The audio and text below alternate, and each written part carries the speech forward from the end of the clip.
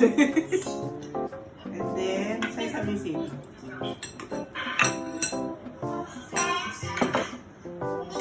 Sige, put. Yes, yes. That's it, okay. Easy lang pala eh, no? And then,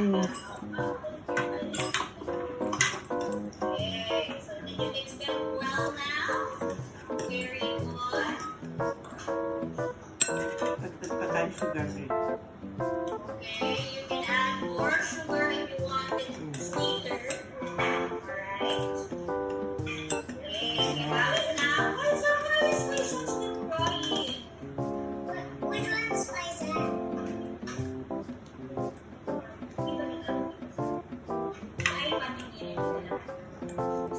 more sesame seeds?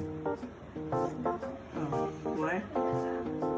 Alright, so there. Did you mix it now? Sophia has mixed Show the drink. mixture.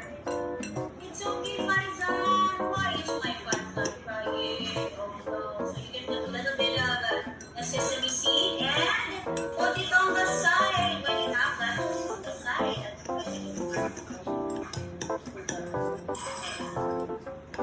Alright, next. Are you ready? Next, I want you to get your cooking oil, a little bit of cooking oil, wait here. And then, put some on your hand like this. Yeah, okay. Para. Like lotion, you rub it on your hand. Like that. So Kailangan the ko. rice, yes, it's going to be satisfying. Rub. So the rice is not going to stick to your hand. More pa. Okay, not a lot, okay? Just enough so you can hold your hand like that. More pa. Okay, here, here. Okay, rub. Ako din. Rub it Okay. around. There you go. So it's like lotion, right? It's Konti pa. satisfying. Yeah, it's satisfying. Para hindi dikit. And that's it. Didikit pa yan sa'yo. Right, the next thing that we have to do is to get the spoon.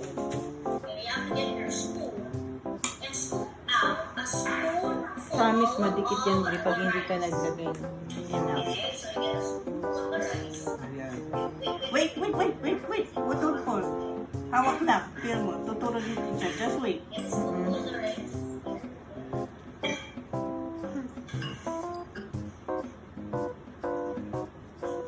And then,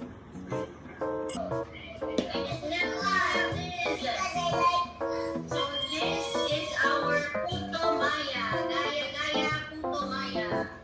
There, Tia has me. Nasa ito. So Tia's kasi has latte ko mag-try. It has strawberry. Nakita ko na. Wala pang wow, This is the Bri's first cook meal or recipe. It's putong maya. So, call it puto. Done. Yay!